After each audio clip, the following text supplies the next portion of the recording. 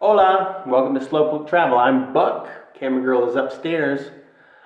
Look at those stairs. Dun dun dun. Looks like something from a Hitchcock movie. Every place that we've stayed in has had a full kitchen, but I haven't cooked squat. We've made some egg dishes.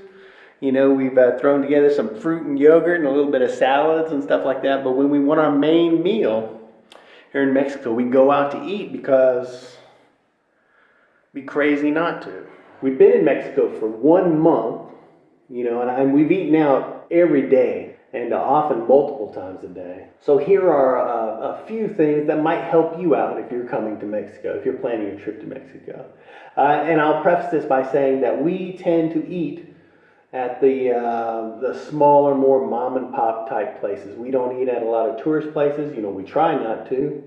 We try to eat where the locals eat, pay the local prices, and get the local dishes and have a local experience as best as we are able to. So if you're planning a trip to Mexico, and you kind of want that kind of experience, here are a few key things to know about dining out. And I'll have a link to this article that I've written over at our website, slowpoketravel.com, and at the bottom of that article, I'll have some recommendations for some of the restaurants that we've eaten at in Puerto Vallarta and in Guadalajara. And wherever we go from here, I'll just add some restaurant recommendations to that. And that'll be places that we've eaten at multiple times that we've come to enjoy, while staying in whatever area we're at. When you go into a restaurant, if you don't see a hostess or anybody there to guide you, just sit down. Just, if you see a spot, throw your butt in it, because that's how it works, Don't think about it too much. Just go sit down, somebody will find you. And while you're there, don't expect overly attentive service. You might get overly attentive service, but don't expect it. Before we came to Mexico, we'd done all this research, and everybody said, mañana, mañana, mañana, everything happens at a slower pace, right? And I haven't found that to be exactly true.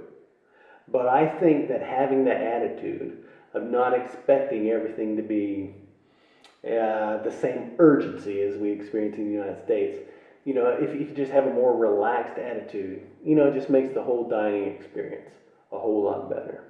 Now, when you get your menu, if the menu is entirely in English, if they give you a gringo menu, if they have a gringo menu, then you're probably in the wrong place, or that's how I feel. If I get a menu and I can understand every word of it, right off the bat, I'm like, shoot, I think I've gone in the wrong spot. Because I know I'm probably going to pay more than I want to pay, and it's just not going to be the experience that I am craving. If the menu is entirely in Spanish and you can't figure it out, that's fine, because you're going to get something and it's probably going to be good. And if it's not good, at least you'll know next time that that's not what you want.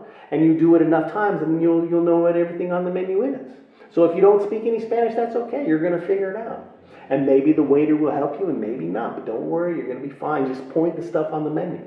If the waiter says something and you don't understand, just nod your head like you do understand, because eventually the waiter will leave, and eventually he will return with food. So it's a win-win. Worst case scenario, you'll get a bowl of soup with a cow's foot in it, which happened to me one time. That's highly unlikely, but I got a great story out of it, and it didn't cost me a lot of money, because soup with a cow's foot in it is surprisingly affordable. Another thing when you're in restaurants, well, no matter where you're at, tap water is not drinkable. The tap water in Mexico, I don't think anybody drinks it. I mean, from what I understand, Mexicans don't drink it, nobody drinks it. But when you're out in a restaurant, you don't have to worry about the tap water. You're not going to be served non-potable water in a restaurant. You're going to be drinking what everybody else is drinking. The ice in your drink is made from filtered water. The water you're served is fine. If you get agua fresca, because when we first got here, we ordered agua fresca thinking, it was going to be a refreshing glass of water. But agua fresca is not water. It's water with fruit juice. Now, when you're finished eating, don't wait for the check. Don't just sit there thinking that the check's going to come. You're going to have to ask for the check. You simply say, "La cuenta, por favor," which means check, please. I was saying, what was I saying? I was saying, quiero pagar, which I thought meant, I want to pay. What can I say? Quiero pagar aquí. I don't know, but somebody told me just to say "La cuenta, por favor," because "quiero pagar" maybe sounds more pressing. You know, maybe not so much I want to pay, but I want to pay you back. I don't know. If anybody out there knows, let me know what I should say. But "La cuenta, por favor." If you know that, you'll be able to get the check. And when you're ready for the check, just say that. But don't wait for the check to just appear. And if you're in a hurry, ask for the check before you want it. The waiters and waitresses in Mexico, they're not hovering around the table. Our experience in the restaurants that we eat at, the service is not overly attentive, which is great because the food is great and it's a great price. And we're not in a hurry. So if you go into a restaurant with that attitude, you know, you'll have the best experience. And you want to know beforehand if the restaurant accepts credit cards, you know, especially if you're going to the smaller places, because a lot of them don't.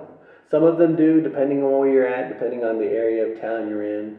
You know, certainly at taco stands and little mom and pop operations, you want to find that out. And a lot of times, they don't even want a 500 peso note, you know, which is one of the largest notes. I think there's a 1,000 peso note as well, but I haven't seen one of those. When we get money out of the ATM, you know, a lot of times, a lot of it will be 500 peso notes, so I try to have those busted up when we go to smaller places, because sometimes we'll actually see a sign where they are saying they don't want 500 peso notes. So what should you tip? You know, there's no wrong answer for tipping. I mean, I've worked mostly in restaurants and hotels, destination resorts. You know, I've been in the service industry most of my working life, and a lot of it I've worked for tips, and I appreciate a good tip, and I rarely have ever gotten a bad tip. Because I have a good attitude, maybe. If it's a reasonable tip, I'm happy. You know, you don't have to blow my socks off with a tip. It's nice.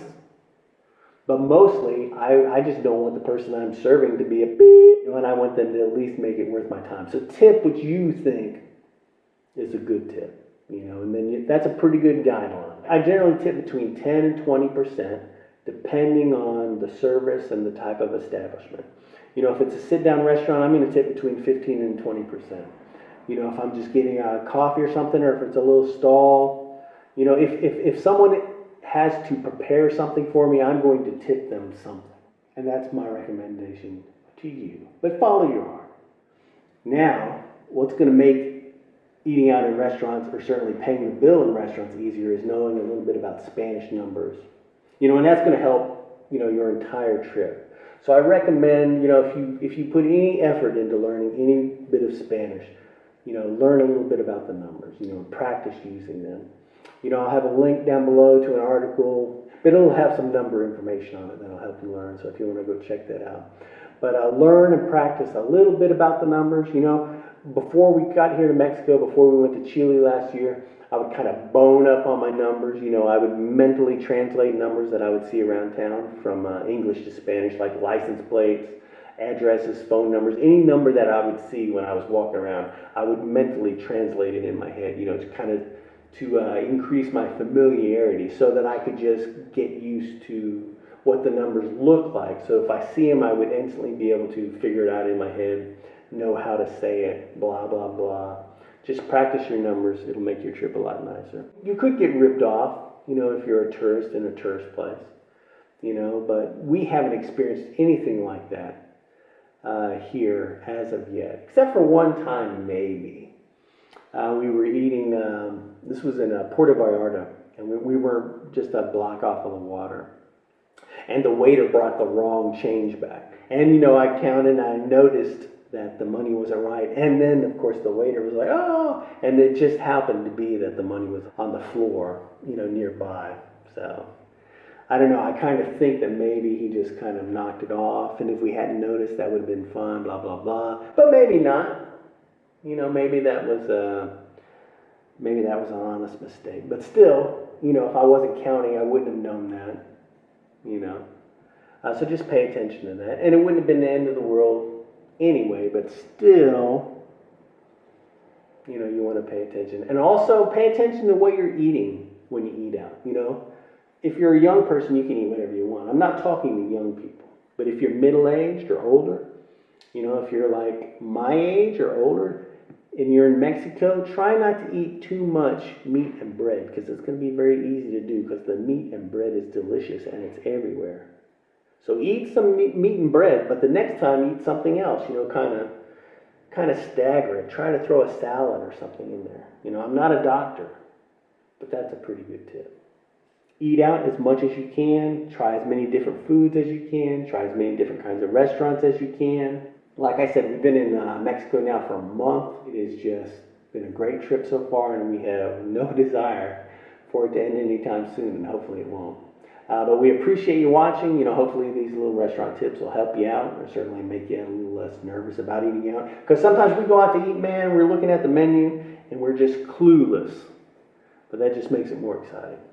But thanks for watching, and we got more Mexico vids coming up, and we'll see you in the future, and bye-bye. So what do you like about ceviche?